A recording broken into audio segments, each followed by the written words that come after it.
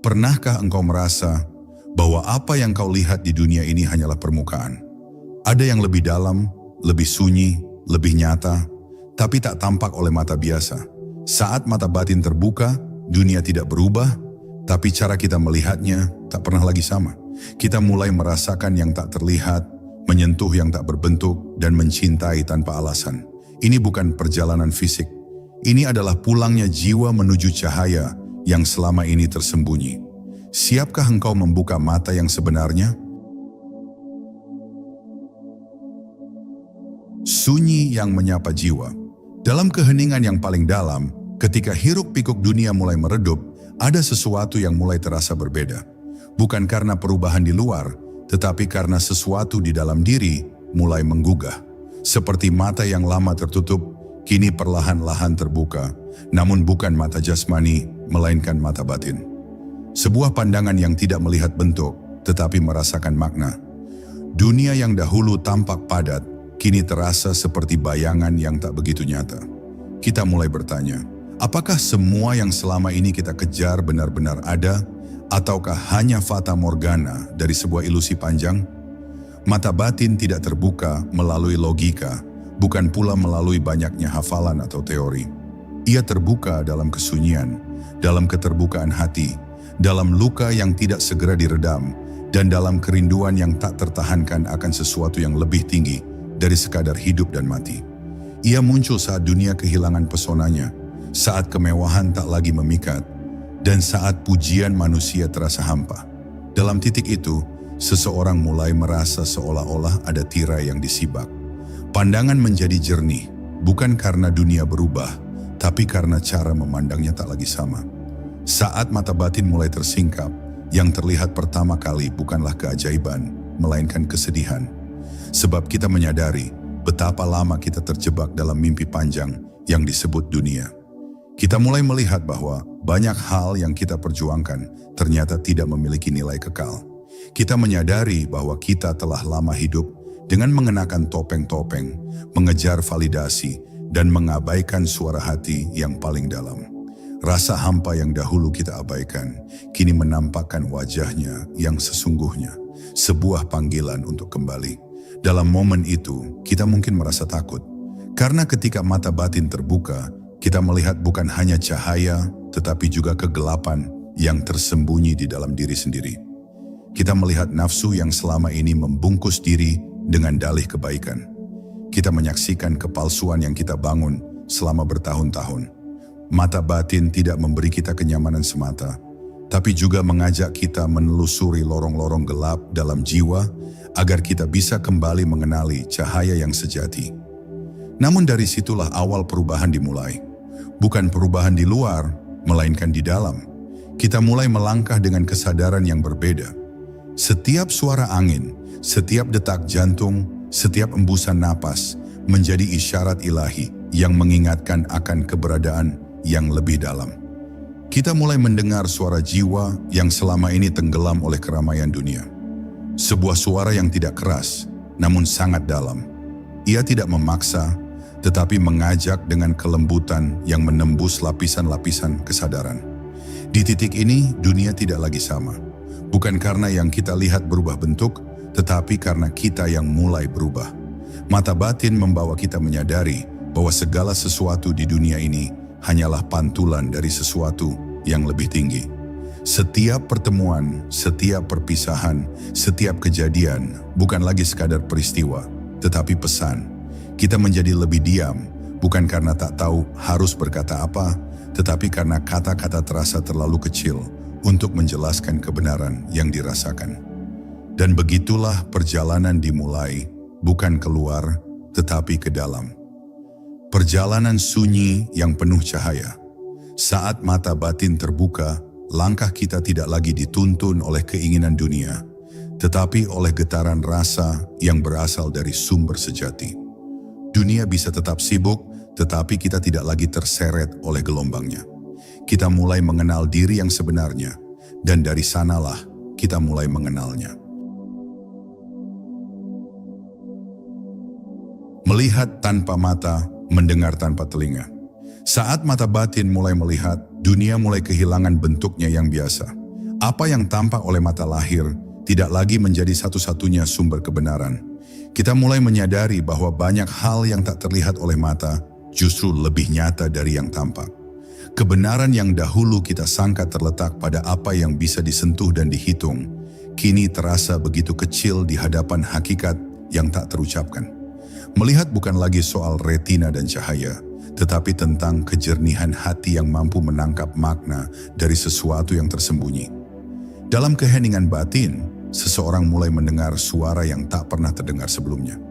Bukan suara dari luar, melainkan dari dalam. Sebuah getaran halus yang tidak berbunyi, namun mampu menyentuh lapisan jiwa terdalam. Ia tidak mengabarkan sesuatu yang baru, tapi justru mengingatkan akan sesuatu yang telah lama kita lupakan. Suara itu seperti panggilan pulang, mengajak untuk kembali ke sumber, ke asal, ke sang diri yang maha menyertai. Kita tidak tahu dari mana suara itu datang, tapi kita merasa sangat mengenalnya, seperti suara rumah yang telah lama hilang. Inilah saat di mana banyak orang mulai merasa asing di tengah keramaian. Ia tidak lagi tertarik untuk menjelaskan dirinya, tidak sibuk membela dirinya, karena yang dilihatnya bukan lagi manusia sebagai tubuh dan identitas, melainkan sebagai cerminan dari satu kesadaran yang sama. Ia mulai melihat bahwa setiap orang sedang memainkan peran, dan peran itu seringkali menipu diri mereka sendiri. Ia tidak marah, tidak juga kecewa, tapi justru iba, karena ia pun pernah tertidur dalam gelombang ilusi yang sama. Melihat tanpa mata dan mendengar tanpa telinga bukanlah keajaiban yang luar biasa. Justru sebaliknya, itulah fitrah asli yang selama ini tertutupi. Kita telah terlalu lama bergantung pada panca indera, seakan-akan itu satu-satunya jembatan menuju kebenaran. Padahal di balik semua itu, ada indera batin yang lebih halus, lebih dalam, dan lebih jujur dalam menangkap realitas. Ia tidak dibatasi oleh ruang dan waktu. Ia tak bisa dibohongi oleh kata-kata, tak bisa ditipu oleh penampilan. Ia melihat kebenaran sebagaimana adanya. Namun tidak semua orang siap untuk itu. Ketika mata batin terbuka, banyak hal yang dulu terasa menyenangkan justru kini terasa memuakan. Hiburan dunia yang dulu mendamaikan kini terasa bising. Gelak tawa ramai berubah menjadi gema kosong. Bahkan percakapan biasa terasa penuh kepalsuan. Tapi inilah bagian dari perjalanan. Ketika seseorang mulai mengenali cahaya sejati, maka ia juga akan bisa membedakan apa yang hanya kilau sementara. Dan perbedaan itulah yang membuatnya semakin dalam diam, semakin dalam memahami. Dalam keadaan ini, seseorang tidak merasa lebih tinggi dari yang lain, justru sebaliknya, ia merasa sangat kecil di hadapan yang maha melihat.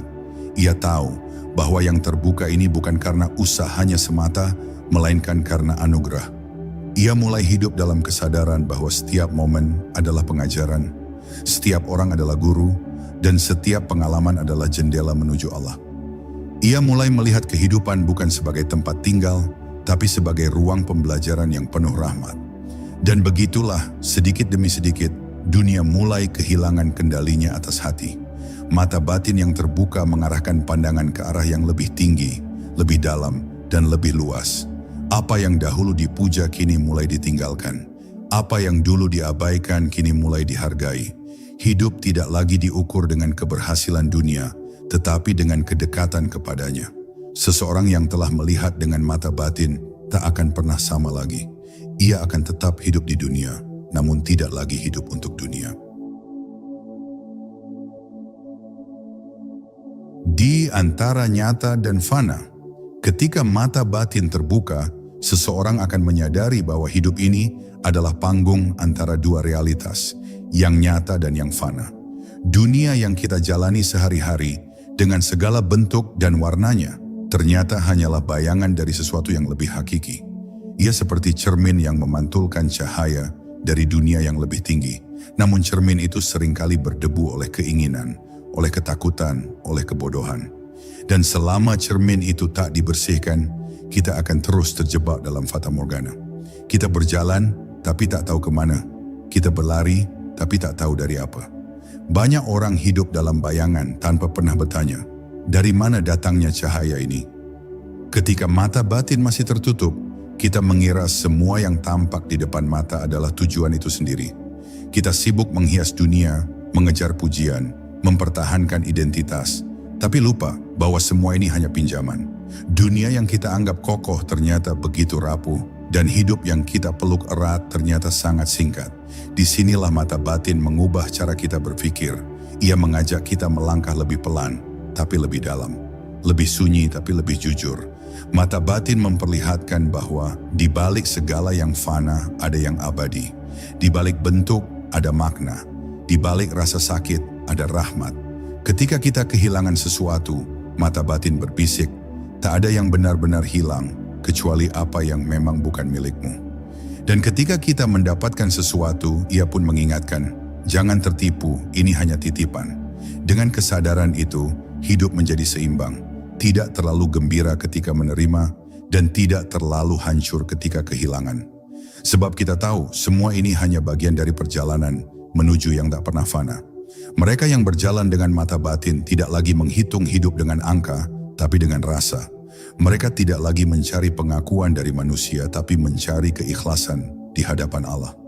Mereka mulai memahami bahwa setiap detik bukan sekadar waktu, tapi kesempatan untuk mengenal, mendekat, dan melebur dalam kehendaknya. Dan dalam perjalanan itu, mereka akan merasakan bahwa yang disebut kebahagiaan bukanlah sesuatu yang dikejar, tetapi sesuatu yang muncul ketika hati kembali pulang. Bukan ke tempat, tapi ke kesadaran akan Dia yang Maha Hadir. Namun berjalan di antara nyata dan fana bukanlah jalan yang mudah. Ada saat-saat gelap, ketika dunia terasa asing dan hati diliputi kesendirian.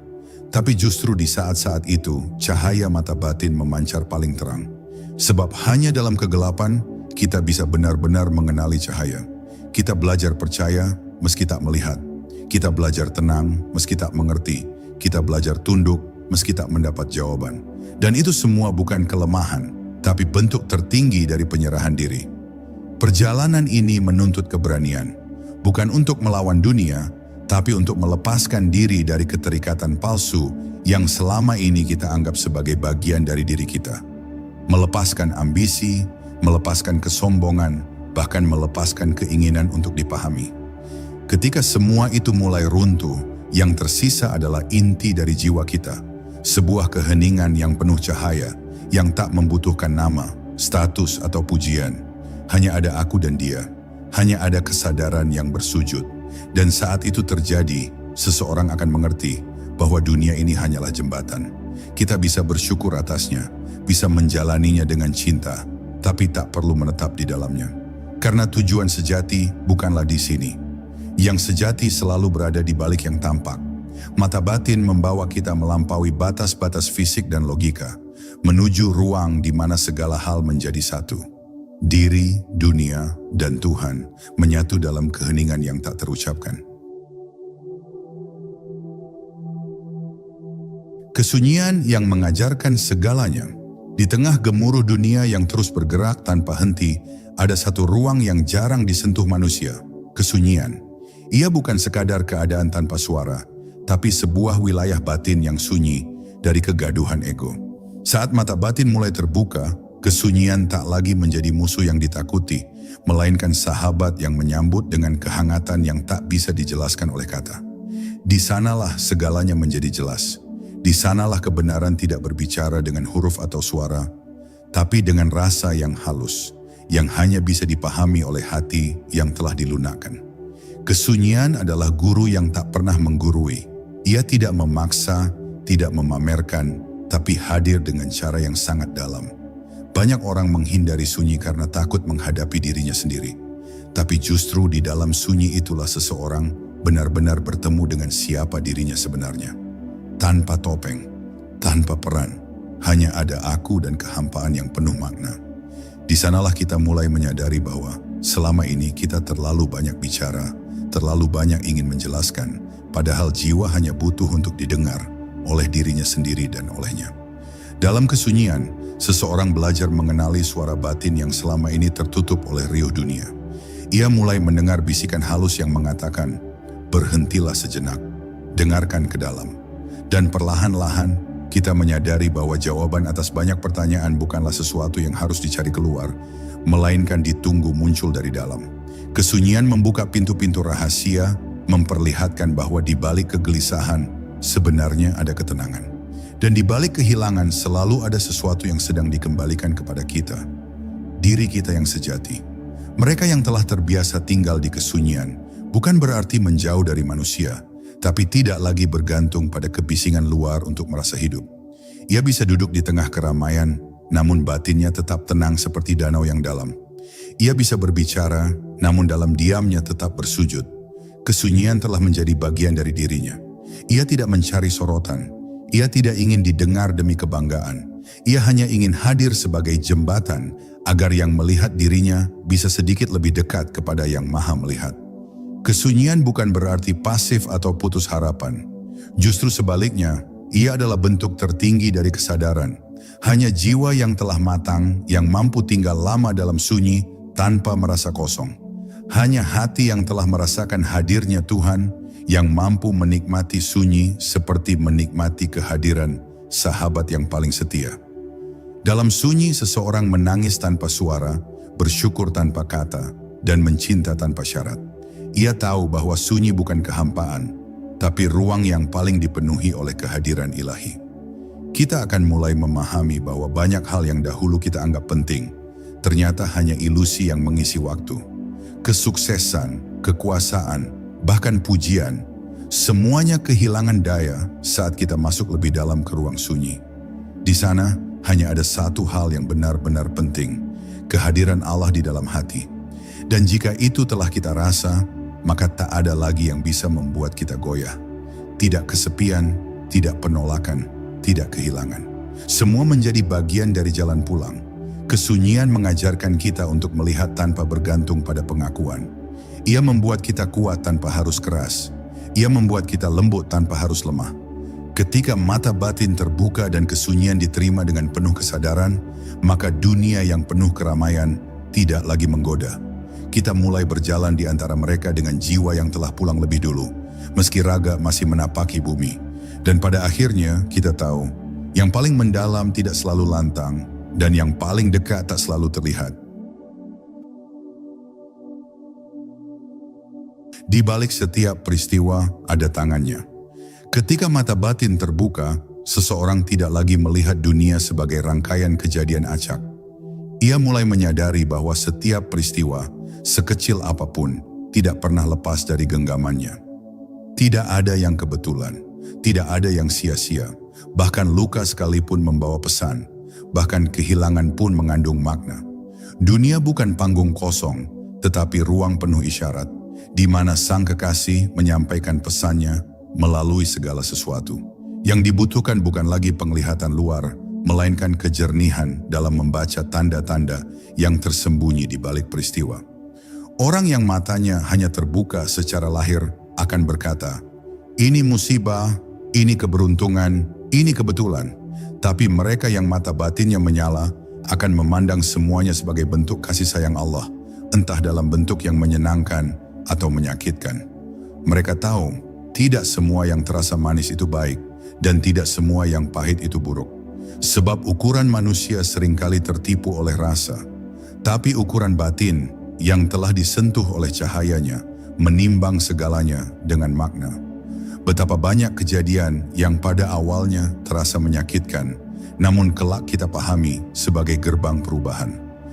Betapa banyak orang yang kita kira datang untuk melukai, ternyata justru dikirimkan untuk membangunkan.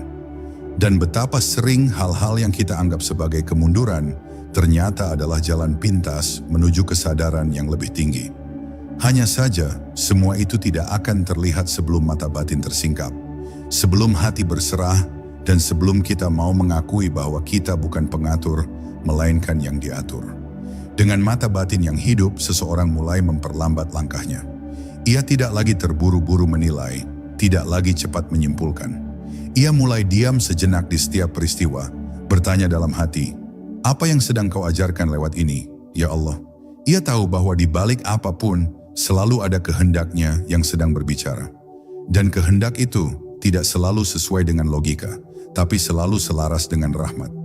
Kita mungkin tidak paham hari ini, tapi suatu saat di titik yang tepat, semuanya akan menyatu menjadi pemahaman yang tak bisa diganggu oleh keraguan. Melihat dunia dari dalam, membuat seseorang hidup dalam kepekaan yang lembut. Ia tidak lagi mudah mengeluh karena ia tahu bahwa di balik setiap kesulitan, ada pelukan Tuhan yang sedang merangkul jiwanya agar lebih dekat. Ia tidak lagi menyalahkan karena tahu bahwa semua orang hanyalah perantara dari takdir. Ia tidak menyesali masa lalu karena mata batinnya telah melihat bahwa tidak ada satupun yang terjadi di luar perhitungan Sang Maha Bijaksana. Dan dengan cara ini, batinnya menjadi lapang. Ia menangis tapi tidak karam. Ia tertawa tapi tidak terlelap. Di tahap ini, seseorang tidak lagi berdoa sekadar meminta kenyamanan. Ia berdoa agar diberi mata yang bisa melihat makna di balik kejadian. Ia berdoa agar hatinya tetap bersyukur walau tak memahami. Sebab bagi jiwa yang telah mengenal jalan ini, pemahaman tidak selalu diperlukan untuk bisa tunduk. Ketundukan adalah hasil dari cinta, dan cinta adalah buah dari pengenalan. Ketika seseorang telah mengenalnya, maka apapun yang datang darinya, ia terima dengan penuh rasa syukur. Sebab ia tahu, tangan itu tak pernah menyentuh kecuali untuk mengangkat. Akhirnya, hidup menjadi jalan pulang yang tidak lagi menakutkan. Peristiwa demi peristiwa bukan lagi tembok yang menutup, melainkan jendela yang membuka. Semua yang terjadi, baik atau buruk, menyatukan dirinya kepada satu arah, Allah. Ia melihat dengan batin bahwa dunia ini adalah karangan ayat-ayat tak tertulis. Bahwa hidup adalah madrasah yang setiap harinya mengajarkan tauhid bila hati cukup tenang untuk mendengarkan. Dan dari sanalah kita mulai paham bahwa yang sejati tak pernah jauh. Ia selalu hadir dalam setiap kejadian yang kita alami. Terbukanya tabir diri yang sesungguhnya. Ketika mata batin terbuka, bukan hanya dunia luar yang terlihat berbeda, tapi juga diri sendiri. Justru yang paling mengejutkan adalah ketika kita mulai melihat siapa sebenarnya aku yang selama ini kita peluk erat. Di balik nama, status, penampilan, dan kebiasaan, ternyata ada lapisan-lapisan diri yang selama ini tersembunyi. Ada yang palsu dan ada yang sejati. Mata batin perlahan mengungkap semua itu. Ia menyingkap lapisan demi lapisan, hingga kita melihat bahwa selama ini kita bukanlah apa yang kita kira. Kita mulai menyadari bahwa banyak hal yang kita anggap sebagai diri kita ternyata hanyalah bayangan ego. Kita merasa pintar, merasa baik, merasa suci, merasa benar. Padahal itu semua bisa saja hanya topeng yang dibentuk dari trauma, pencitraan, atau ketakutan. Mata batin tidak membiarkan semua itu tetap berdiri tegak. Ia menghempaskannya dan mengajak kita menatap cermin jujur meski menyakitkan.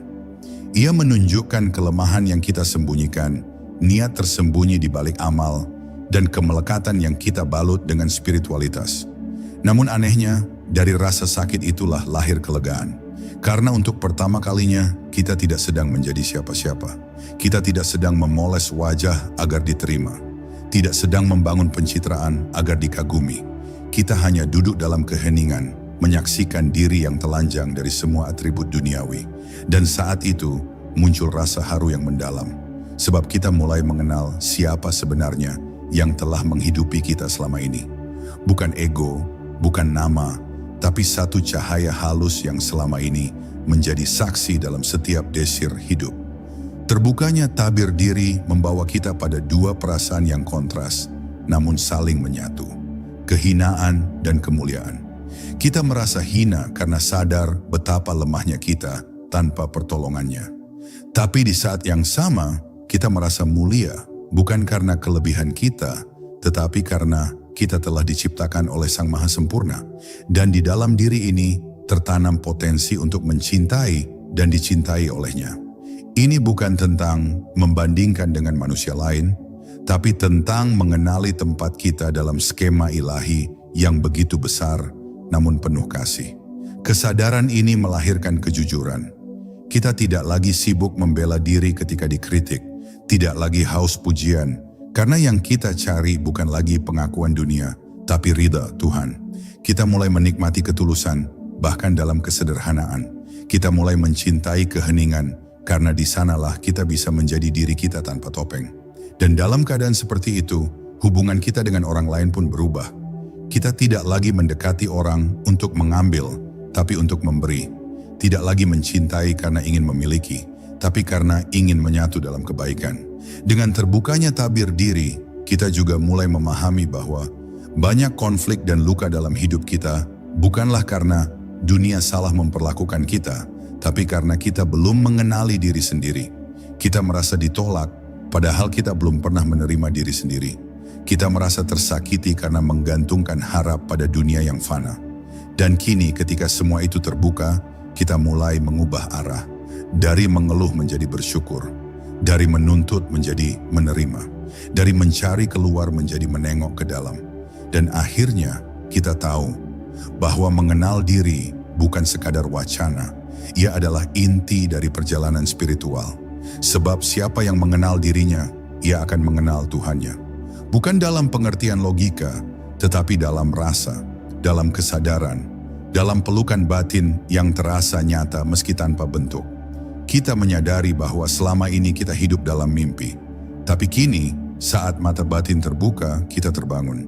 Dan dalam terbangunnya itu, kita menemukan kehadiran yang selalu ada. Allah yang lebih dekat dari segala kedekatan. Terbukanya tabir diri yang sesungguhnya. Ketika mata batin terbuka, bukan hanya dunia luar yang terlihat berbeda, tapi juga diri sendiri. Justru yang paling mengejutkan adalah ketika kita mulai melihat siapa sebenarnya aku yang selama ini kita peluk erat. Di balik nama, status, penampilan, dan kebiasaan, ternyata ada lapisan-lapisan diri yang selama ini tersembunyi. Ada yang palsu dan ada yang sejati. Mata batin perlahan mengungkap semua itu. Ia menyingkap lapisan demi lapisan, hingga kita melihat bahwa selama ini kita bukanlah apa yang kita kira. Kita mulai menyadari bahwa banyak hal yang kita anggap sebagai diri kita, ternyata hanyalah bayangan ego. Kita merasa pintar, merasa baik, merasa suci, merasa benar. Padahal itu semua bisa saja hanya topeng yang dibentuk dari trauma, pencitraan, atau ketakutan. Mata batin tidak membiarkan semua itu tetap berdiri tegak.